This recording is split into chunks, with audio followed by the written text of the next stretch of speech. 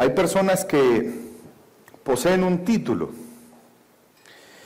y obviamente ese título representa o dice algo acerca de ellos mismos.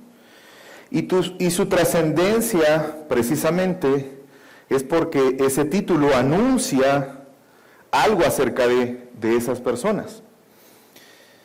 Yo quiero que meditemos por un momento antes de leer el texto en el cual vamos a estar en esta mañana. Y quiero preguntarle y quiero que piense por un momento si existen cristianos que no sean discípulos. ¿Cree usted que hoy en día hay personas que se identifican como cristianos, pero que en realidad no son discípulos de Jesús? No sé qué contestaría a esa pregunta si alguien le preguntara, ¿existen cristianos que no son discípulos? ¿Qué piensa?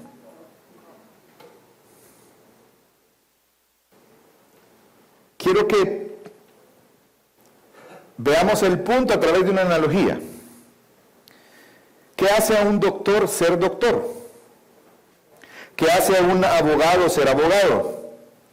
¿Qué hace a un pastor ser pastor? ¿Debería una persona autonombrarse como doctor o abogado y comenzar a trabajar en ello sin serlo? ¿Usted confiaría en un doctor que él se autodenomina doctor, pero que no tiene un nombramiento como tal, que no tiene el conocimiento, no tiene la capacidad y muy probablemente por eso no tiene el nombramiento? Nadie se convierte en algo porque se autoimponga un título. Es necesario muchas veces el reconocimiento externo. Nadie se convierte en presidente de un país porque diga, yo me siento que soy presidente de mi país. Debe de haber un título, ese título de presidente proviene de la validación de un sistema político, de una elección probablemente. En el caso del médico sabemos que hay estudios necesarios, pero no solamente hay estudios. Una persona puede graduarse de médico y no ser reconocido como médico todavía, porque el Estado tiene que validar ese título. Y esta validación tiene que ver principalmente por la trascendencia o las implicaciones prácticas que este título conlleva. De igual manera, un abogado no basta simplemente con haber estudiado, hay un reconocimiento del Estado por las implicaciones que tiene el ejercicio de la abogacía. Y muchas veces aún el título no necesariamente puede hacer que haya un reconocimiento. Es decir, no es suficiente muchas veces, sino también la identidad y la identificación de la persona con eso. Si alguien me preguntara a mí, ¿cuál es mi profesión? Yo no diría abogado, porque ya hace mucho tiempo no me identifico con ese título. Yo diría pastor. En el caso de los pastores es un tanto diferente, porque el reconocimiento no viene de un estudio, no alguien que haya estudiado teología y se gradúe necesariamente va a ser pastor, porque es necesaria la validación, el llamado de Dios, pero también la validación de las autoridades de una iglesia local y la iglesia local misma. El texto de esta mañana nos enseñará que los cristianos somos discípulos de Cristo. Y de hecho el título del sermón de esta mañana es precisamente ese: los cristianos somos discípulos de Cristo. Quiero que me acompañe a Hechos capítulo 11. Vamos a leer todo el capítulo.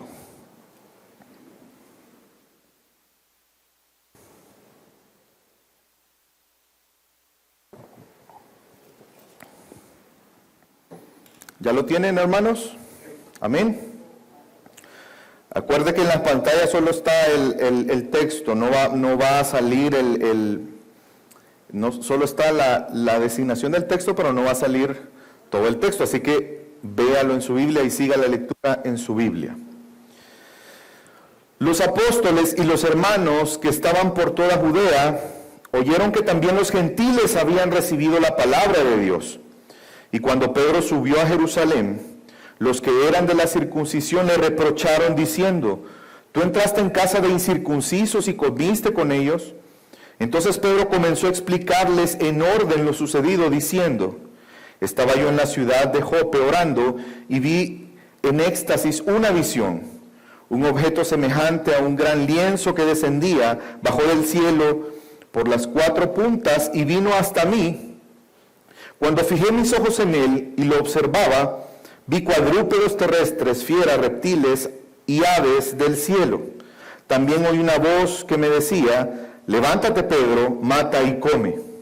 Pero yo dije: de ninguna manera, Señor, porque nada impuro o inmundo ha entrado jamás en mi boca. Pero una voz del cielo respondió por segunda vez: lo que Dios ha limpiado no lo llames tú impuro. Esto sucedió 3 veces y todo volvió a ser llevado arriba al cielo. Y he aquí, en aquel momento se aparecieron 3 hombres delante de la casa donde estábamos, los cuales habían sido enviados a mí desde Cesarea. Y el Espíritu me dijo que fuera con ellos sin dudar. Estos 6 hermanos fueron también conmigo y entramos en la casa de aquel hombre. Y él nos contó cómo había visto al ángel de pie en su casa, el cual le dijo: envía a Jope y haz traer a Simón, que también se llama Pedro, quien te dirá palabras por las cuales serás salvo tú y toda tu casa. Cuando comencé a hablar, el Espíritu Santo descendió sobre ellos, tal como lo hizo sobre nosotros al principio. Entonces me acordé de las palabras del Señor cuando dijo: Juan bautizó en agua, pero vosotros seréis bautizados con el Espíritu Santo. Por tanto, si Dios le dio a ellos el mismo don que también nos dio a nosotros después de creer en el Señor Jesucristo, ¿quién era yo para poder estorbar a Dios? Y al oír esto se calmaron y glorificaron a Dios diciendo: así que también a los gentiles ha concedido Dios el arrepentimiento que conduce a la vida. Ahora bien, los que habían sido esparcidos a causa de la persecución que sobrevino cuando la muerte de Esteban, llegaron a Fenicia, Chipre y Antioquía. No hablaban la palabra a nadie, sino solo a los judíos. Pero había algunos de ellos, hombres de Chipre y de Cirene, los cuales al llegar a Antioquía hablaban también los griegos, predicando al Señor Jesús. Y la mano del Señor estaba con ellos, gran número que creyó se convirtió al Señor, y la noticia de esto llegó a los oídos de la iglesia en Jerusalén, y enviaron a Bernabé a Antioquía, el cual, cuando vino y vio la gracia de Dios, se regocijó y animaba a todos los que para que con corazón firme permanecieran fieles al Señor, porque era un hombre bueno y lleno del Espíritu Santo y de fe. Y una gran multitud fue agregada al Señor. Y Bernabé salió rumbo a Tarso para buscar a Saulo, y cuando lo encontró lo trajo a Antioquía. Reunieron con la iglesia por todo un año y enseñaban a las multitudes, y a los discípulos se les llamó cristianos por primera vez en Antioquía. Porque aquellos días unos profetas descendieron de Jerusalén a Antioquía, y levantándose uno de ellos, llamado Agabo, daba a entender por el Espíritu que ciertamente habría una gran hambre en toda la tierra, y esto ocurrió durante el reinado de Claudio. Los discípulos, conforme a lo que cada uno tenía, determinaron enviar una contribución para el socorro de los hermanos que habitaban en Judea, y así lo hicieron, mandándolo a los ancianos por mano de Bernabé y Saulo. Hermanos, ¿qué es el cristianismo? ¿Es una filosofía? ¿Es un club donde personas se reúnen, donde hay un grupo de personas afines? Este texto nos recuerda algo que aparentemente es obvio, pero que muchas veces tendemos a olvidar. Los cristianos somos discípulos de Cristo. ¿Cuál es el propósito de nuestra salvación? ¿Cuál es el fin principal y más noble del hombre? Como hemos estado aprendiendo los días viernes en el estudio bíblico, y tomando la respuesta que da esta pregunta, el Catecismo de Westminster, el fin principal y más noble del hombre es glorificar a Dios y gozar de Él para siempre. Yo le hago una pregunta: ¿glorificar a Dios y gozar de Dios para siempre es algo que podamos hacer sin Cristo? ¿Son posibles estas dos cosas sin el señorío de Jesús? Sin Jesús no podremos glorificar a Dios en este mundo. No podremos tampoco gozar de Dios en la eternidad. Es necesario tener una relación con Jesús, una relación que en una concepción correcta. El ser discípulos de Jesús implica obedecer a aquel que es nuestro Maestro. Implica también aprender de Él con el propósito de seguirle. Es adherirnos a esas enseñanzas. Eso nos convierte en discípulos de Jesús. El texto de este día nos muestra cómo se estaba cumpliendo la expansión del Evangelio. ¿Se recuerdan aquellas palabras que Jesús les dijo a sus discípulos? Que recibirían al Espíritu Santo, que serían bautizados y van a recibir poder para ser testigos, comenzando en Jerusalén hasta lo último de la tierra. Y vemos aquí cómo se está cumpliendo esta expansión del Evangelio, y lo está haciendo en dos sentidos. Lo está haciendo geográficamente, porque aquí ya está llegando a una de las ciudades más importantes, Antioquía. Era la tercera ciudad más importante del imperio. Roma, en segundo lugar estaba Alejandría y en tercer lugar estaba Antioquía. Pero también culturalmente, porque estaba llegando a todo tipo de personas. Ya hemos visto cómo el Evangelio llegó a un etíope, cómo llega a los samaritanos, cómo llega a religiosos como Saulo, cómo llega a hombres piadosos y devotos como Cornelio. Y ahora está llegando a esta ciudad importante. El propósito de la expansión no tenemos que perderlo de vista. No es una conquista territorial. Aquel que es Señor de todas las cosas necesita conquistar lo que ya le pertenece. ¿Ustedes creen que el propósito de expandir el Evangelio es que Jesús gobernara más áreas cuando Él es Señor de todas las cosas? En realidad el propósito de la expansión del Evangelio es precisamente que los hombres pudieran arrepentirse de sus pecados y cambiar de su condición de muertos a vivos espirituales, que pudieran cumplir ese propósito por el cual fuimos creados, el glorificar a Dios y el disfrutar en la comunión con Dios. Escuchamos de nuevo la narrativa de Cornelio, que si usted recuerda la semana pasada vimos lo que pasó, esa cita entre Pedro y Cornelio. Pero ahora vemos que se vuelve a narrar esto. Y eso nos hace entender que lo que está en esa narrativa es importante porque se está narrando dos veces de forma continua. Hay una intencionalidad de Lucas inspirado por Dios. Y es importante no solamente para la expansión del Evangelio, sino por el propósito del Evangelio. Ver cómo Dios está obrando en pecadores, no importando su condición. No solamente para salvarlos, sino para que se conviertan en discípulos de Cristo y por lo tanto se conviertan en cristianos. Es que Dios concede el arrepentimiento que conduce a nuestra relación con Cristo. Y ese es el primer tema, el primer punto que quiero abordar en esta mañana. Debemos de tener la claridad que Dios nos concede el arrepentimiento y ese arrepentimiento nos conduce a nuestra relación con Cristo. Era necesario que los hermanos de la iglesia de Jerusalén aprendieran al igual que lo hizo Pedro, y también nosotros podemos aprender algunas cosas que quizás mencionamos la semana Pero escucharemos otras cosas que es interesante que bajo la perspectiva de Pedro en su narrativa, da algunos detalles que nos ayudan a entender por qué ese acontecimiento era tan importante. Lo primero que podemos aprender es que no pueden y no podemos llamar impuro o inmundo a nadie.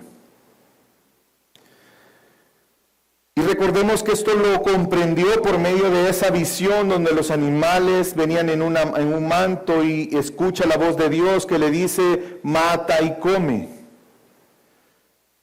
Y la respuesta de Pedro nos hace entender la concepción que Dios quiere atacar con esa visión. Recuerde que la respuesta fue, no Señor, yo jamás he comido algo. En mi boca no ha entrado algo inmundo. Pero al parecer había olvidado o había pasado por alto lo que Jesús había enseñado. Quiero que vea, esto sí está en pantalla, lo que Jesús enseñó en Marcos 7:18. Y Él les dijo, hablando de Jesús, también vosotros sois tan faltos de entendimiento. ¿No comprendéis que todo lo que de afuera entra al hombre no le puede contaminar? Porque no entra en su corazón, sino al estómago, y se elimina, declarando así limpios todos los alimentos, porque estaban cuestionando a Jesús en ese tema. Jesús ya había enseñado de eso.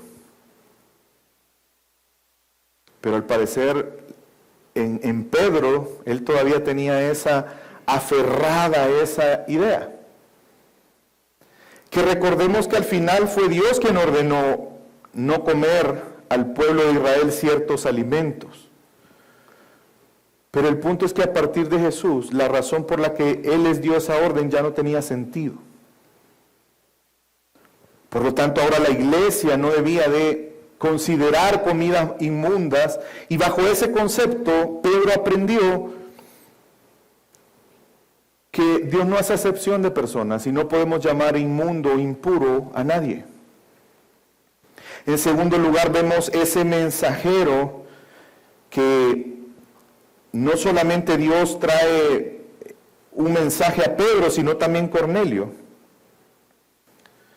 Y fíjense que en el caso de esta narrativa, Pedro sí dice que era necesario para Cornelio escuchar el mensaje que lo conduciría a la salvación. Para Cornelio era importante escuchar lo que Pedro tenía que decir. Vemos entonces que Dios estaba obrando, por un lado, en contra de la religiosidad, no solo de Pedro, sino que también de la iglesia. Porque cuando Pedro llegó a Jerusalén, ¿qué fue lo que le dijeron?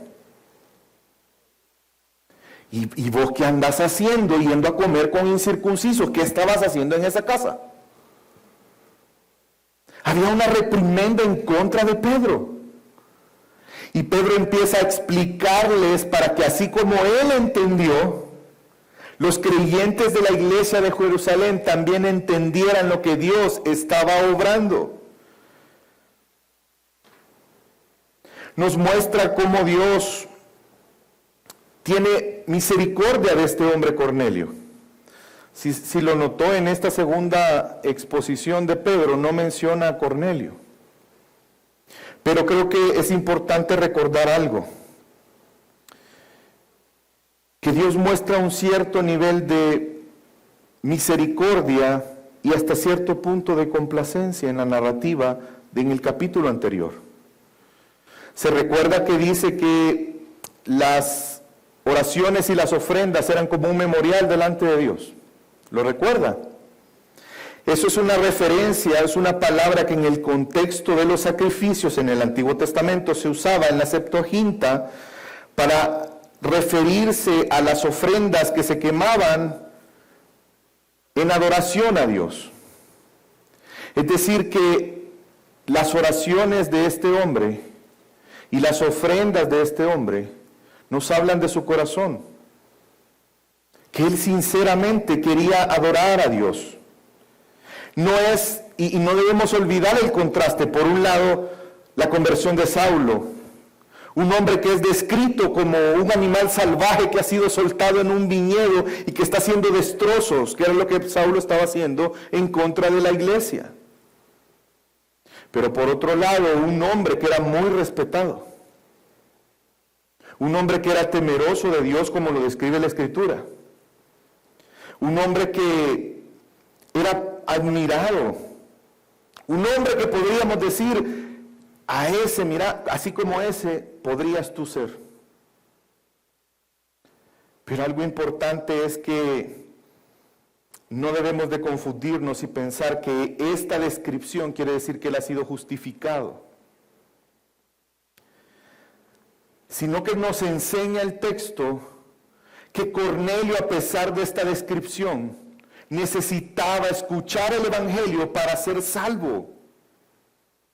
Lo que nos está enseñando Dios es que sin la fe en Jesús nadie podrá obtener salvación ni restaurar su relación con Dios. De tal manera que el Espíritu Santo venga a morar en él. ¿Saben por qué? Por nuestro pecado. Porque Dios es santo y Él no cohabita con el pecado.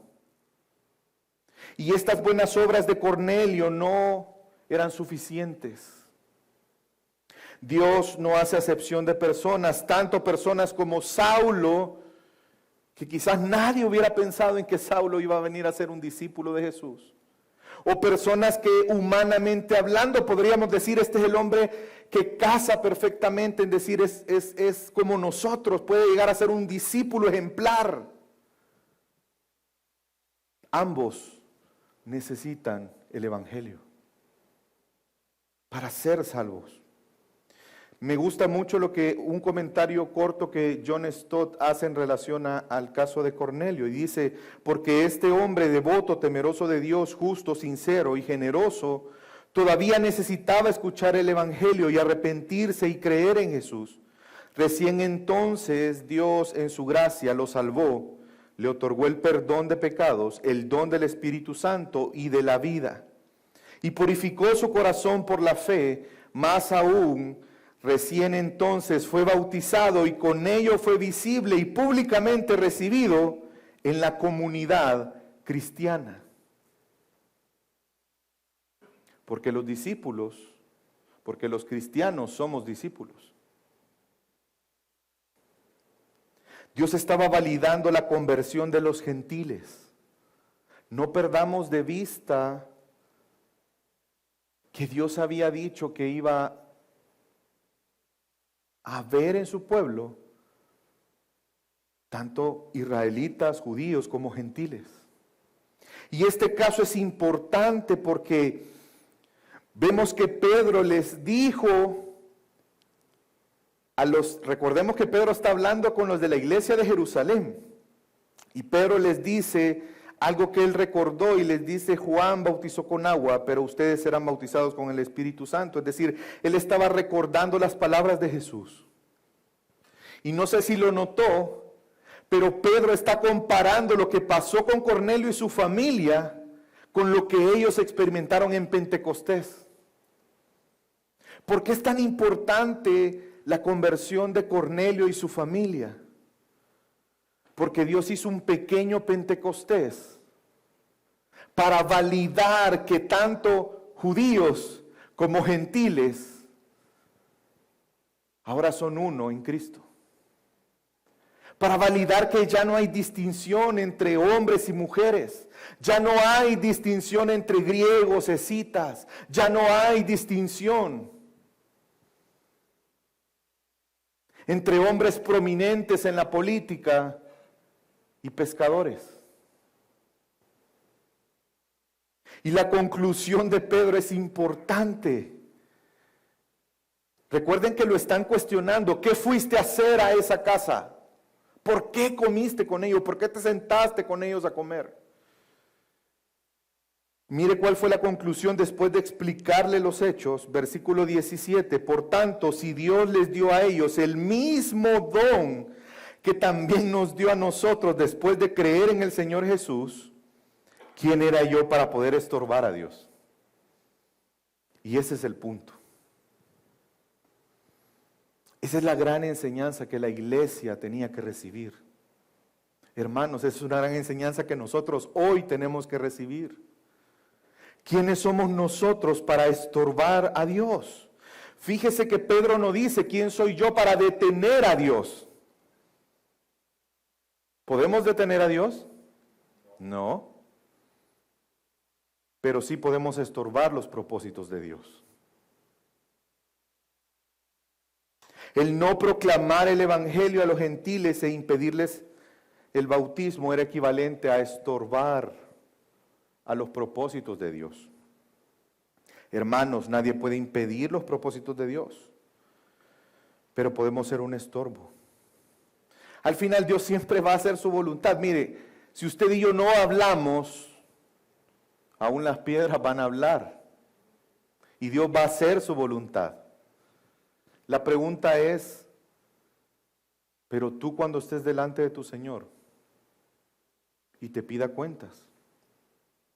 La pregunta es, ¿qué quieres ser?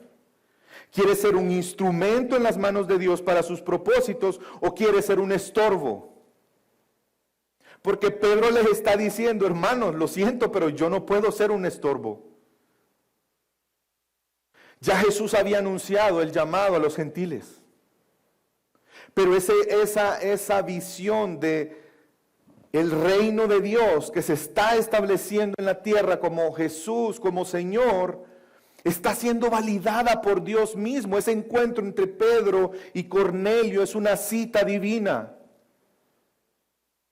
donde Dios replica un pequeño Pentecostés entre los gentiles.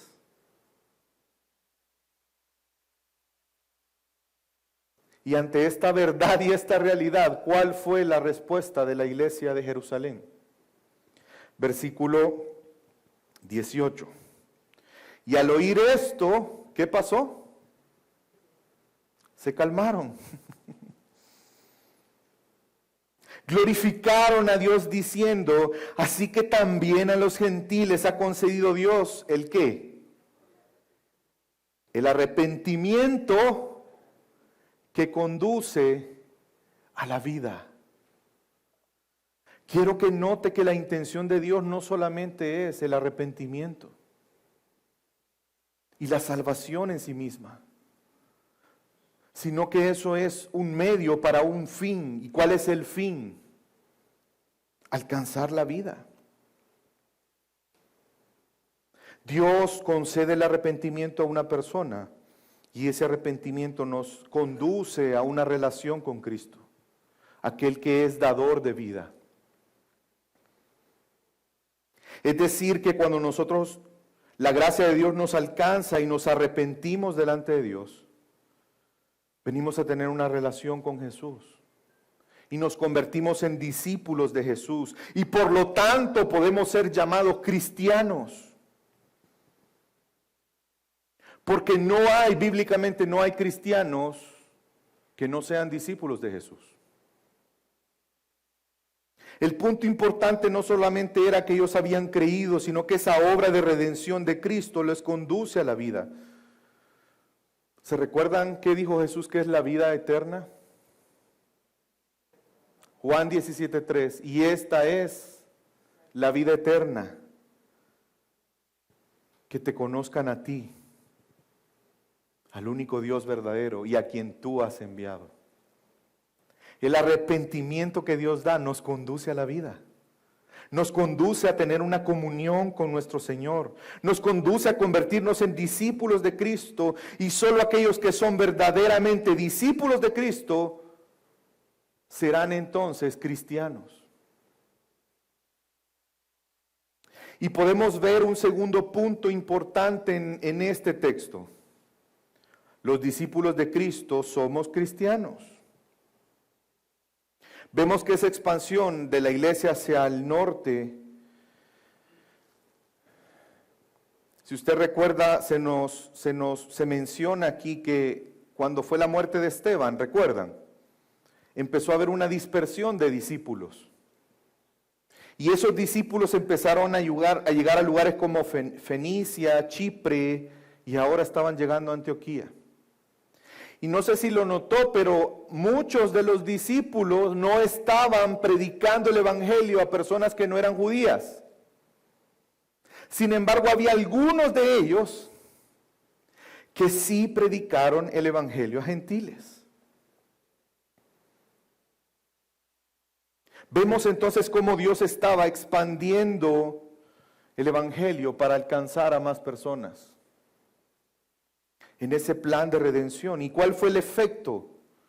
¿Qué pasó ahí? ¿Qué estaba pasando? Que la mano de Dios estaba con ellos y el número de personas creció, el número de personas que creyeron y se convirtieron. Yo le hago una pregunta: ¿Dios tiene manos? De hecho, es un antropomorfismo, es decir, es una figura para que podamos entender algo. Lo que nos quiere decir la Biblia en este momento es que lo que quiere que comprendamos es que Dios estaba obrando. Y nada ni nadie iba a detener el plan de Dios.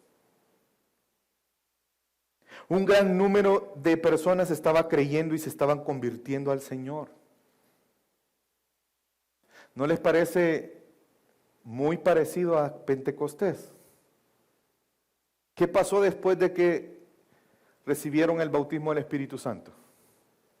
¿Se recuerdan? Predicaron el Evangelio. Y cuando predicaron el Evangelio, ¿qué comenzó a pasar? Se convertían. ¿Cuántos? Muchos.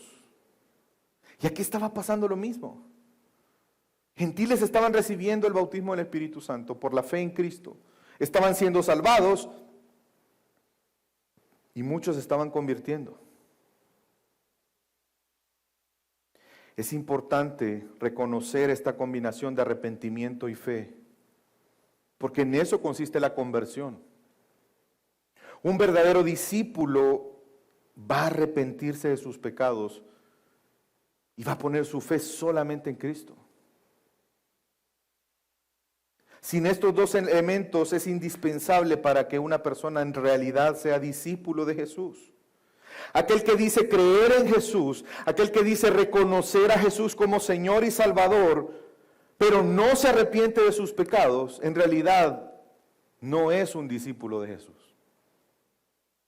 Aquel que le atrae esa idea de tener un pase al cielo, pero seguir viviendo aquí en la tierra como que si Dios no existiera, eso no es un verdadero discípulo de Jesús. El discípulo verdadero entiende que a partir de ese momento que tiene un encuentro con Jesús, se arrepiente de sus pecados, pone su fe en Él, y entonces a partir de ese momento empieza a vivir para Dios y para sus propósitos. ¿O acaso no lo vimos con Cornelio? ¿Acaso no lo vemos con Saulo? De una manera más dramática todavía.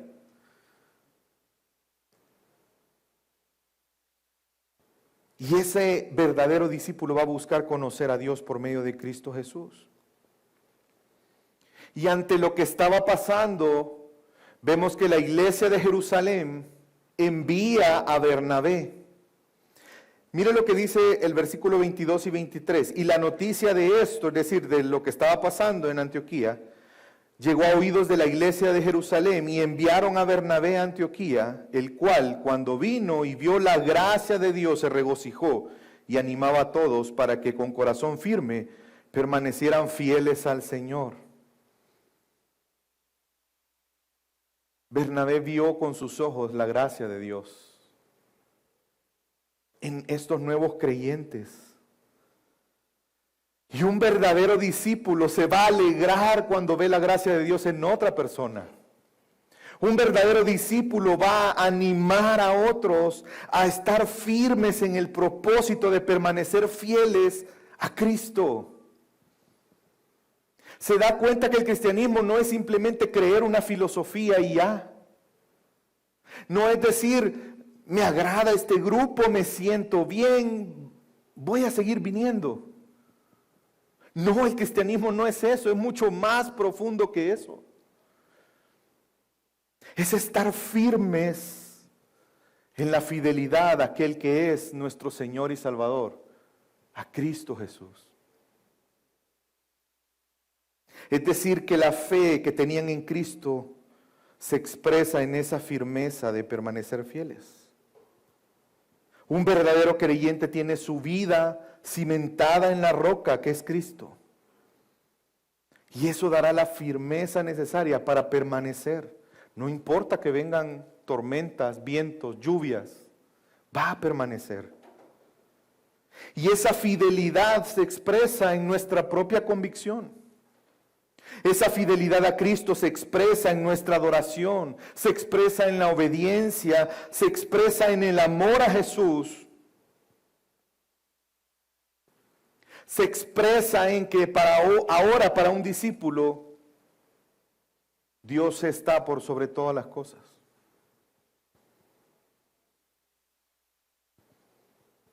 Se expresa en comprender y entender que ahora somos parte de Cristo. El cristianismo no es idea simplemente. El cristianismo no es decidir unirte a un grupo de personas en las cuales cuando hay problemas tú puedes decir, ¿sabes qué? Ya este grupo ya no me cae bien, así que me voy para otro grupo. No, hermanos. El cristianismo implica pertenecer a Cristo. Y si no, veamos la descripción en el versículo 24. Y gran multitud, ¿qué dice acerca de la multitud? Fue agregada ¿a qué? Al Señor. No a una filosofía, no a un grupo, al Señor mismo. El ser discípulos implica estar en Jesús. El ser discípulos y cristianos implica que estamos en Cristo. Y solo los verdaderos discípulos pueden ser llamados cristianos, aquellos que están en Cristo.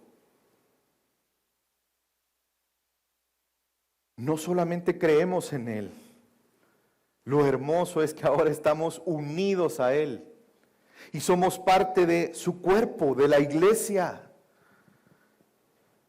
Un verdadero cristiano es un discípulo de Cristo que comprenderá la importancia de permanecer en Cristo. No solamente espiritualmente, sino también en unión a la iglesia local, que es el cuerpo de Cristo.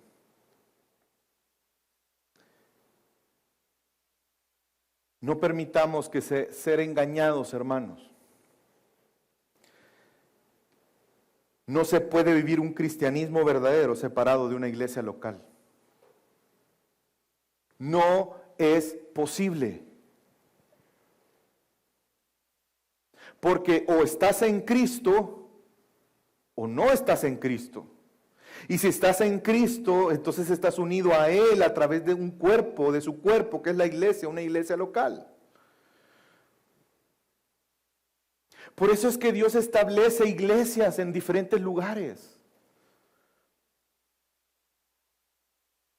Por eso es que Jesús les dijo a sus discípulos, vayan y hagan discípulos. No nos engañemos si crees que puedes vivir un cristianismo verdadero separado de una iglesia local. No te engañes, no es posible, no es bíblico, no es conforme a la verdad.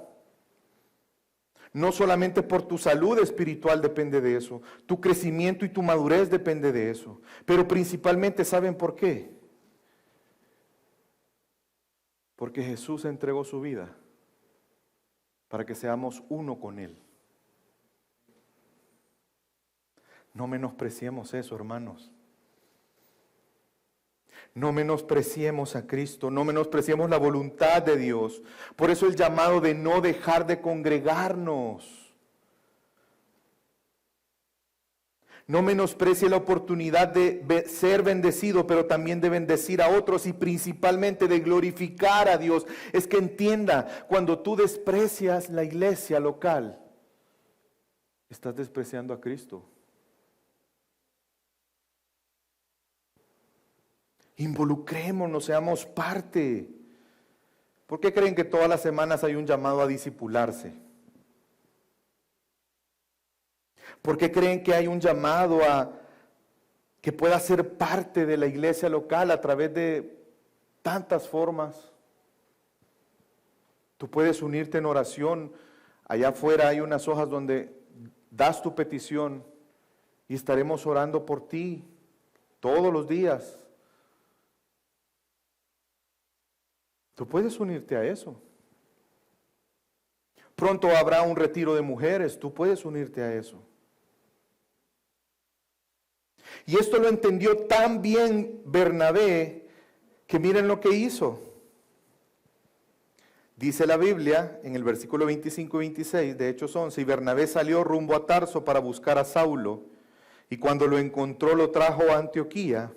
¿Y qué hicieron? Hermanos, ¿qué hicieron? ¿Se reunieron con quién? Por todo un año. Y enseñaban a las multitudes. Bernabé fue a buscar a Saulo, a Tarso. Recuerden que Saulo se fue a Tarso porque lo querían matar en Jerusalén, ¿se recuerda?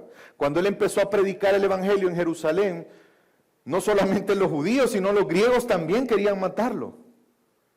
Entonces, para cuidarlo, la iglesia lo manda a Tarso.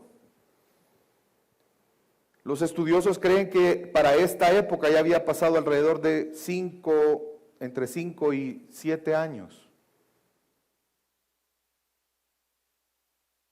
¿Quién fue que presentó a Saulo con los apóstoles? Bernabé. Bernabé sabía el llamado que Dios le había hecho a Saulo. Muy probablemente lo recordó y dijo, no, yo tengo que ir a traer a Saulo. Y se reunieron con la iglesia. Y enseñaban. Vemos aquí que la misión del evangelismo no se puede separar del discipulado. Yo no puedo venir y ir a predicar el evangelio y dejar a la gente aventada. Porque lo que Jesús quiere es que hayan discípulos de Él. Toda potestad me es dada en el cielo y en la tierra. Por tanto, vayan y hagan discípulos. Bautizándolos en el nombre del Padre, el Hijo y el Espíritu Santo. Y luego, ¿qué les dijo Jesús que tenían que hacer? Y enseñándoles a que guarden las cosas que yo os he mandado. ¿Estaban siguiendo el proceso los discípulos? Con los que se estaban convirtiendo en Antioquía y en todos esos lugares, si se dan cuenta, se bautizaban. Pero después, ¿qué hacían con ellos? Les enseñaban. Les enseñaban. Para ser discípulos debemos aprender de nuestro maestro. Implica adherirnos a sus enseñanzas. Implica vivir como Él quiere que vivamos. Implica despojarnos de nosotros mismos. El cristianismo no es venir un día y sentarte en una silla un domingo, escuchar durante un tiempo, cantar y luego irte y olvidarte de todo hasta el próximo domingo. Eso no es cristianismo. Cristianismo es ser discípulos de Jesús. Y no somos discípulos de Jesús solo los domingos. Somos discípulos de Jesús todo el tiempo. Es conocer a Jesús y permanecer en Él por medio de su palabra. Es vivir conforme a la verdad de la palabra. Es someter nuestra vida a la voluntad de Dios. Es un proceso que inicia con la conversión, pero sigue, continúa y progresa en la medida en que nosotros seguimos a Jesús. Eso es cristianismo. Eso es ser discípulos. Jesús les dijo a sus discípulos, el que quiere venir en pos de mí, niéguese a sí mismo, tome su cruz y sígame. Eso es cristianismo. Porque recuerde que solo los discípulos de Jesús son cristianos. Solo aquel que es discípulo de Jesús puede tener el título cristiano. Y tanto es así que hasta este momento Lucas en la narrativa de Hechos ha llamado a los creyentes como discípulos, santos, hermanos, creyentes, aquellos que iban a ser salvos o iban siendo salvos. Pero mire lo que pasó en Antioquía. ¿Qué pasó ahí? A los discípulos se les llamó por primera vez cristianos.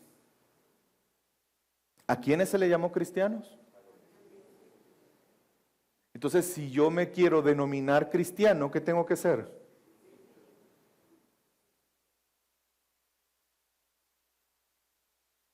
Como el ejemplo del abogado y el doctor. Ese título tiene implicaciones de algo. ¿Usted le confiaría su vida a un doctor que no tiene el título de doctor? Aunque le dijera, mire, yo tengo 25 años de experiencia. Viera las operaciones que hago espectaculares.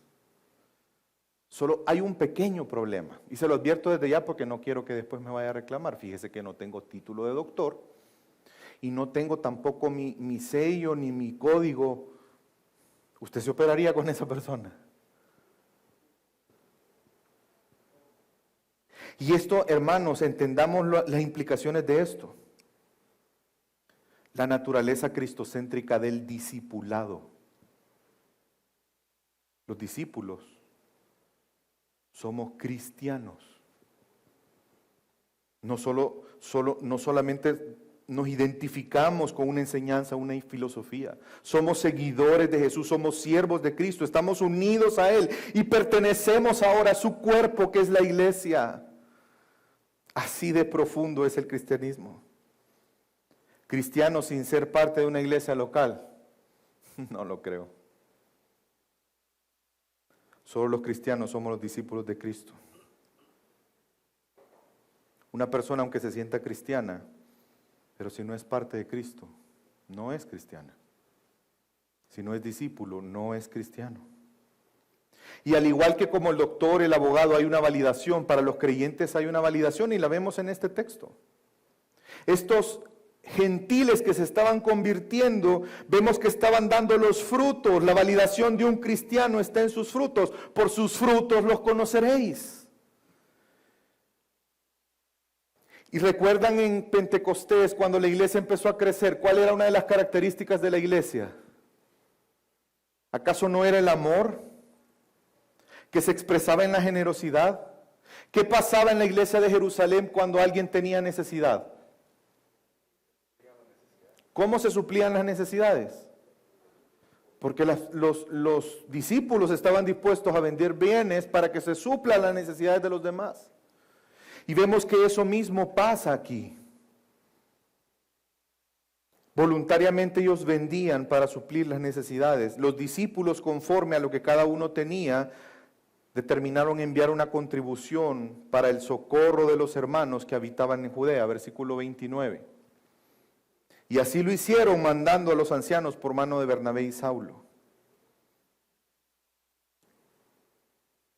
Los frutos hablan de esa transformación. Y saben que aquí vemos principios que caracterizan a los discípulos. El amor hacia los demás, la generosidad, el entender que siempre habrán personas con necesidad y siempre habrán personas con capacidad de ayudar a otros. Y eso glorifica a Dios. ¿Quién nos ha dado todo lo que tenemos, hermanos? No debería de dolernos ni ser una prueba dura para nosotros el dar. Debería de ser un fruto del amor que tenemos por Dios y por los demás. Si nos molesta enfrentarte al tener que dar a otros o el dar a Dios a través de las ofrendas, si te molesta, tienes que analizar tu corazón. Probablemente algo hay de malo en ti. ¿Acaso Jesús no nos dio el ejemplo? Dice la Biblia que Él se despojó a sí mismo, se despojó de esa prerrogativa de ser Dios, no se aferró a ella y tomó la forma de hombre. ¿Para qué? Para poder dar su vida.